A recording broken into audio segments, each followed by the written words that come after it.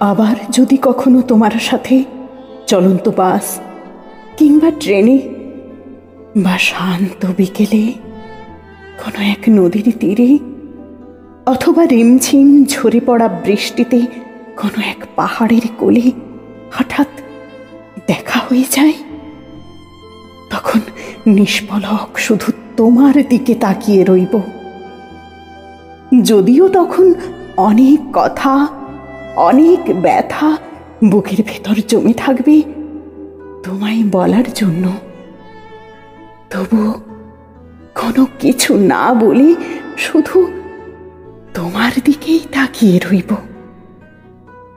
সময়ের স্রোতে আমরা দুজনে আগের মতোই আবার ভেসে যাব দুই ভিন্ন মোহনায়। তাই যতটুকু সময় পাব তোমায় প্রাণ ভরে দেখার জন্য, সেটুকু অন্য কোনো কিছুতে নষ্ট না করে শুধু তোমায় দেখে যাব।